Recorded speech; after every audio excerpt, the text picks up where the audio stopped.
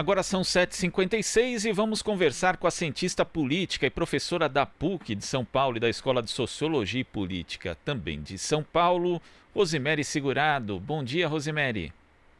Bom dia a você, bom dia a todos que nos acompanham. Rosemary, a gente teve ontem um pronunciamento à noite do presidente Jair Bolsonaro em que ele seguiu mais ou menos uma linha já adotada em pronunciamentos e também em aparições públicas, na qual defendeu o uso da cloroquina como forma de tratar o coronavírus. Também disse que os ministros devem estar alinhados a ele, aí numa alusão, né, pelo menos o que se supõe, ao ministro Mandetta. Como é que você viu esse pronunciamento de Jair Bolsonaro nesse momento da pandemia no Brasil? Olha, eu acho que assim, ele está próximo a um pronunciamento que ele fez há semanas anteriores, em que ele tenta sinalizar uma certa capacidade de articulação de uma união. O problema é que ato contínuo, como o pronunciamento que ele fez há semanas atrás, ele em menos de 12 horas desmonta qualquer possibilidade de ser o articulador dessa união. Então, eu ouvi esse pronunciamento dessa forma. Acho que ele, em vários momentos, ele procura manter a autoridade sobre o seu governo, uma autoridade que nós estamos vendo está muito enfraquecida, né? Então ele fala, os ministros têm que estar sob o meu comando, sobre as minhas ordens, os governadores e prefeitos que tomaram as medidas de isolamento não me consultaram, né? E continua, de fato, insistindo em que o isolamento precisa ser flexibilizado, e eu acho que talvez o mais cruel, eu diria, cruel é o termo da expressão, porque ele coloca para a população quer trabalhar. Eu diria que, claro, né, nós somos um país de pessoas trabalhadoras e muito honradas, mas a população ela quer e ela deve ter o direito de defender a sua vida. E hoje flexibilizar o isolamento, conforme nós estamos vendo em todos os outros países, é jogar os mais pobres, né, ao contato com esse vírus, e isso vai, como já começa a sobrecarregar o sistema de saúde, é muito grave. E acho que com relação ao medicamento é interessante, porque ele se apega a esse medicamento como quem diz, eu tenho a solução, eu tenho o remédio para curar isso, o que é uma grande responsabilidade, porque é um medicamento ainda em teste, ainda não se sabe os seus efeitos. Ele, inclusive, usou um médico muito importante, muito conhecido entre nós, que afirma ter utilizado o medicamento. Eu ouvi a entrevista do Dr. Kalil durante o dia, mas o Dr. Kalil diz, bom, eu usei esse medicamento e usei, e falou vários outros antibióticos e outros tipos de remédios, e ele vira e fala, eu não sei dizer, né, porque os estudos ainda estão em medicamento, dentro desse composto de medicamentos, o efeito produzido exclusivamente pela cloroquina. Então, ele continua apostando, né, no conflito, e eu acho que isso vai ficando cada vez mais perigoso, vai ficando cada vez mais preocupante, me parece muito irresponsável esse tipo de condução da crise, da pandemia, num momento que nós estamos perdendo vidas. É muito grave.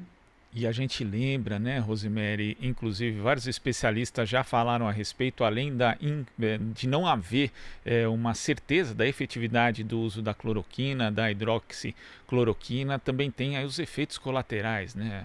Várias pessoas, eu mesmo conheço um caso de uma pessoa que perdeu a visão de um olho por conta do uso desse medicamento. Então é algo que tem que ser administrado, obviamente, com muita parcimônia e com apoio na ciência. Mas quando o presidente usa esse discurso, ele Datafolha acaba pressionando, inclusive, né, os próprios profissionais da saúde. Eu fico imaginando a pessoa, o médico que está no hospital, cuidando de um caso grave, às vezes, né, de coronavírus, e os familiares devem estar pensando, não, usa a cloroquina porque isso daqui vai resolver, né? É uma irresponsabilidade muito grande, Rosemary.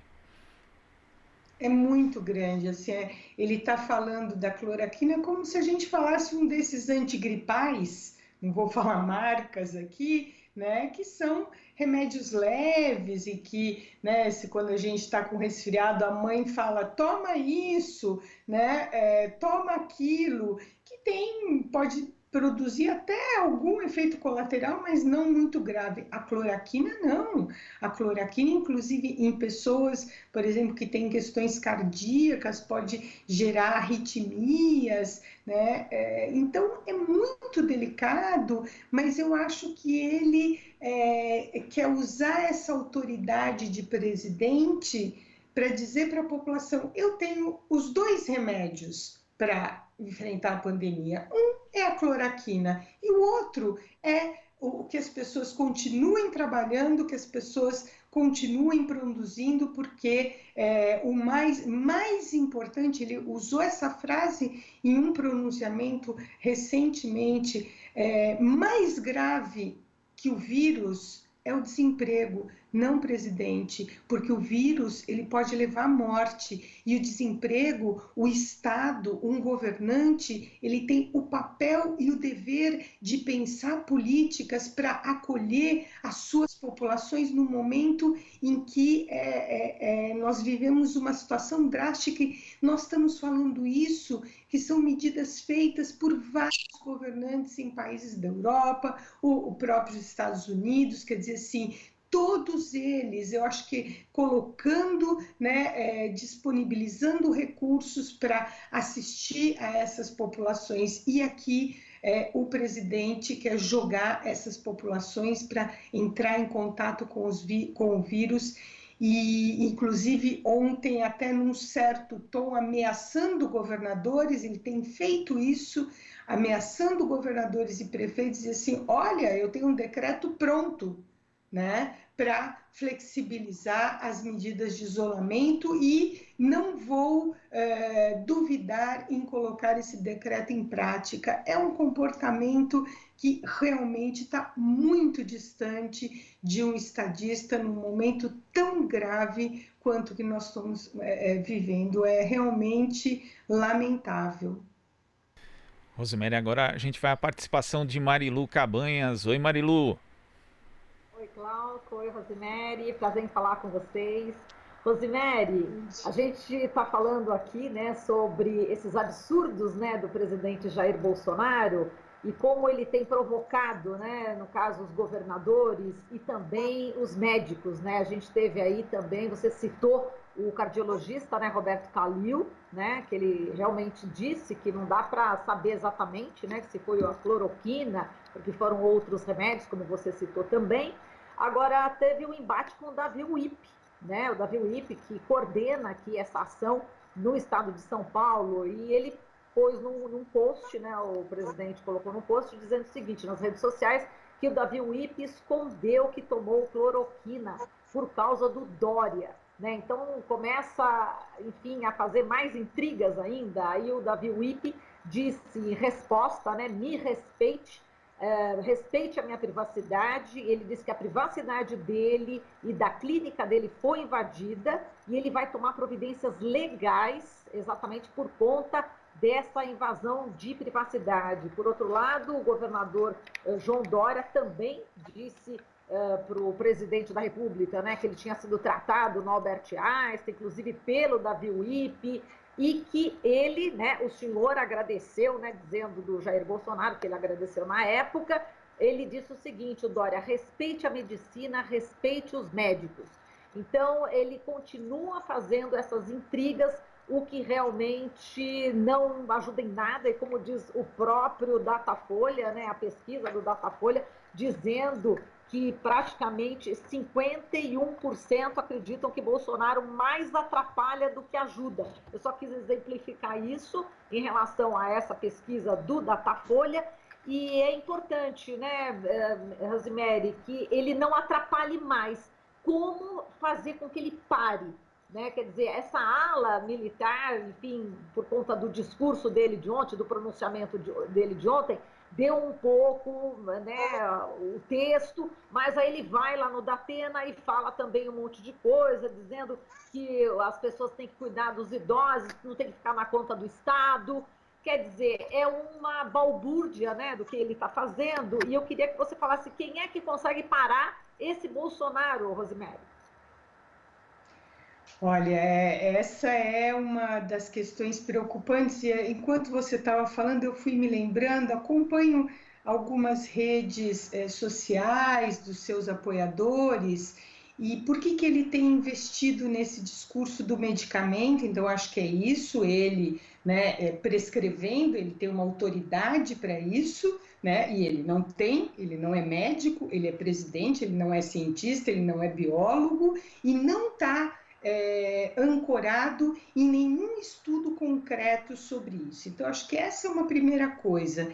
Mas o que ele tem buscado é alimentar uma parte mais radicalizada daquele eleitorado que ainda o apoia. E aí o que que ele diz? Ele diz assim, na verdade, os ricos, e é por isso que ele pega o exemplo do Calil, ou os ricos estão com acesso à cloroquina, e aqueles que são contrários à liberação do uso desse medicamento é porque querem, esses sim são contra os pobres, esses sim querem que os pobres ou morram pelo vírus ou morram pelos efeitos do desemprego.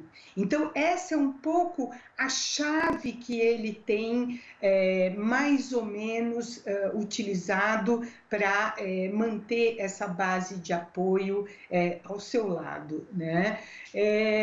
Eu acho que ontem, claro, a gente percebe, ele leu o discurso num teleprompter, tá muito claro isso, só que o discurso dura 4 minutos e a gente tem mais não sei quantas horas de um dia para ele fazer uma live, mostrar uma caixa do medicamento e falar, ó, tá aqui, quem quiser eu tenho 2 comprimidos, daquele jeito, né, como se fosse informal, como se fosse, né, a vizinha que está me prescrevendo um chá para um combate de uma gripezinha.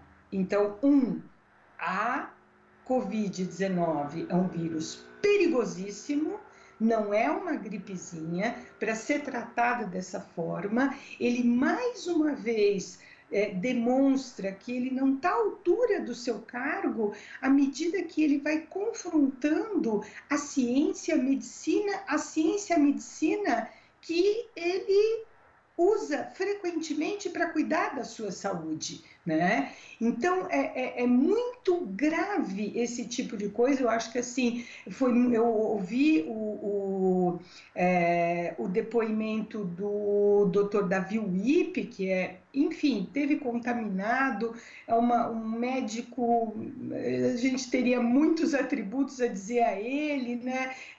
Bastante conceituado, sempre à frente, não só nesse momento, e onde ele vai usar a privacidade de um médico para fazer o discurso ideologizado. Então, quando o ministro Mandetta vai à televisão fazer um meio de campo e acusar, né, Davi Wipe, acusar o governador Dória de estar ideologizando, então gostaria de lembrar o ministro Mandetta que eu tenho algumas observações sobre a condução sua da crise, mas certamente até o momento ela é infinitamente melhor do que o comportamento do presidente, inclusive defendendo o isolamento. Quase caiu nessa semana por ter uma atitude irresponsável e em consonância com a Organização Mundial de Saúde, com a comunidade médica e científica internacional, né? Quem está o tempo todo ideologizando não são os seus adversários, é o próprio presidente. Em que medida a ala militar e por quanto tempo? Eu acho que nós estamos falando aqui de uma questão que é de tempo. Tem condições de segurar esse presidente que quer confrontar a ciência, que quer confrontar a medicina e que pensa mais na economia do que nos pobres, do que nos mais desassistidos. Eu acho que é disso que estamos falando. Então, nessa semana, eu acho que um grupo dessa ala militar conseguiu fazer uma mínima contenção. E isso pode durar, enquanto nós estamos falando aqui, pode ser que daqui 5 minutos tudo isso já vá por terra, ele vá às suas redes ou vá lá no cercadinho da frente do palácio e cometa mais algum desvario. Eu acho que, eu diria que o que pode contê-lo é uma institucionalidade que diga, você não pode fazer um decreto contra o isolamento, você precisa agilizar, enquanto fazendo esse circo, agilizar sim as medidas de apoio aos mais pobres. Então, ele ontem quis fazer uma espécie de prestação de contas de todas as medidas econômicas, né, que têm sido feitas, mas elas têm sido muito lentas para fome, pobreza, que vem aumentando nas comunidades. Preocupe-se com isso, presidente. Preocupe-se com isso. 2022 está muito longe. Nós precisamos salvar vidas agora, nesse momento, e esse cargo tem um papel importantíssimo em conjunto com a comunidade científica e médica, né? E a sociedade civil organizada, que tem demonstrado iniciativas incríveis e que ele poderia olhar essas iniciativas e dar apoio a elas. Eu acho que é mais ou menos assim que eu tenho visto esse momento. Certo, e o posicionamento do ministro da Saúde, né, Luiz Henrique Mandetta, né, que você salientou, só que ontem ele acabou falando, né, na coletiva, que quem comanda é o presidente Jair Messias Bolsonaro, né, ele pede, né, para não politizar, não precisa politizar, tem que ter foco, disciplina, como ele sempre fala, né, os ânimos estão exaltados, aqui está tudo bem, e falou, né, que vem aí muitos dias difíceis, mas falou que quem comanda é o Jair. Na realidade, é uma saia justíssima a do ministro, né? É uma saia justíssima. Ele também é um político, nós não podemos esquecer disso, né? Então, eu acho que ele é médico, está ali por esse cargo, mas ele é um político, né? Foi deputado federal, enfim, tem toda uma trajetória lá no seu estado. E eu acho que ele está tentando colocar um pé em cada canoa.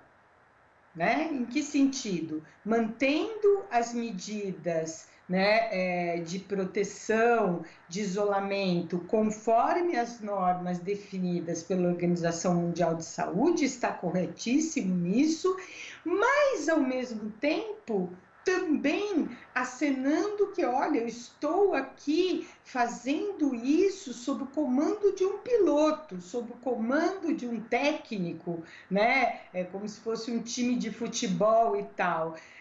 E desculpe, ministro, não, toda vez que o senhor fala em isolamento, o senhor está indo em contrário ao presidente, né?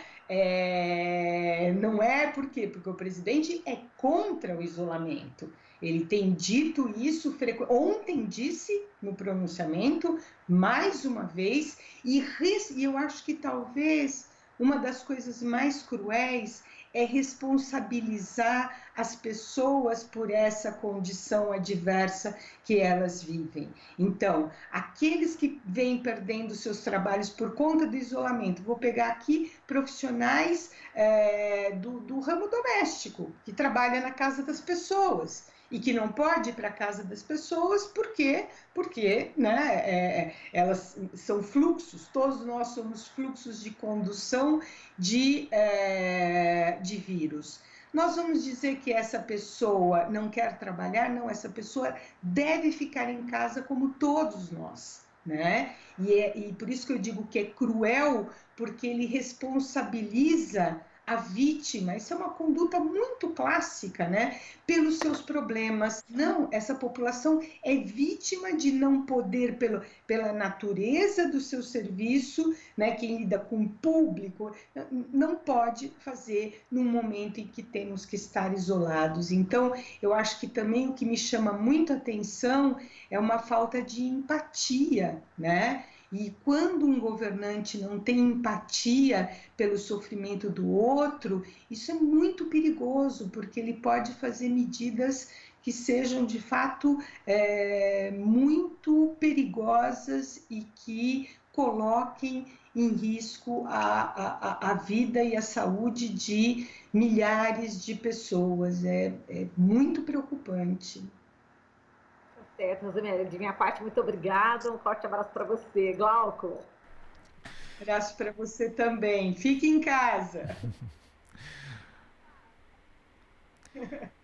Rosemary, queria agradecer aqui a sua participação no Jornal Brasil Atual e até a próxima.